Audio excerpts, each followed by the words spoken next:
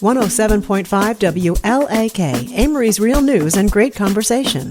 Here's your Daily News Roundup.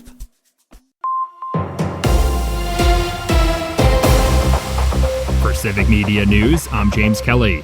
A Wisconsin Department of Natural Resources report released this fall predicts the state could end up spending billions of dollars to address PFAS contamination in the water supply. The agency's fiscal estimate predicted the public water systems could spend nearly $13 million each year to reduce the levels of the forever chemicals to meet federal drinking water standards. It also predicted that it would cost around $400 million just to sample 800,000 private wells and another $125 million to replace private wells with excessive PFAS levels. In the 2023-2025 biennial budget, $125 million in funding was set aside to address PFAS contamination, but the Republican-controlled Joint Committee on Finance refused to release that money to the Department of Natural Resources. The holdup on releasing that funding centered on whether landowners would be financially responsible for the cleanup. In the interim, cities like Eau Claire are constructing PFAS filtrations facilities with funding from their own budgets as well as from class action settlements with manufacturers of PFAS.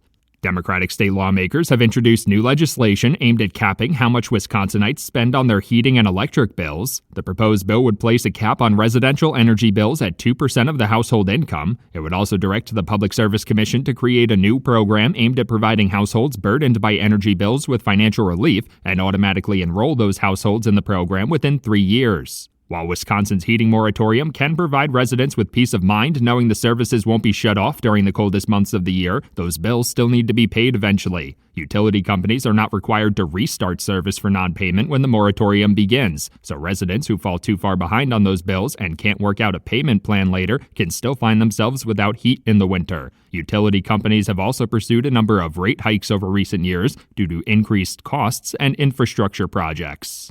For Civic Media News, I'm James Kelly. A new center in Green Bay. Hi, I'm Mike Clemens with sports. NFL, the Packers play the New York Giants Sunday in the Meadowlands. Elton Jenkins lost for the season after suffering a fractured bone and ligament damage in his left leg against the Eagles. Sean Ryan will take over at center. I'll make the most of it. Unfortunately, we play a game with, a pretty high injury rate, so it's always the next guy up. But my number got called, so I got to go out there and perform. Women's college basketball, Wisconsin with a win at home over Bowling Green, 90-78. The Badgers now 3-1. Men's basketball, Marquette over Little Rock, 89-49. NBA, the Bucks losing in Charlotte, 111-100. Doc Rivers asked, did they find any open shots against the Hornets' defense? I thought there were opportunities. We just didn't take them. We were settling on the first option the entire night. I can't wait to see our stats, how many one-pass shots that we took tonight. That's just not how we've ever played. But that's how we played tonight. That's the Bucks' Doc Rivers with sports. I'm Mike Clemens. We have a couple of really nice days coming up here today. Mostly sunny. We'll be in the mid-50s here by this afternoon. Tonight, mostly clear. We'll drop into the 30s. Tomorrow, another nice sunny day with a light breeze and a high in the upper 50s to low 60s. I'm meteorologist Sean Cable. That's your Amory News Roundup from WLAK. Find more news anytime at WLAKradio.com.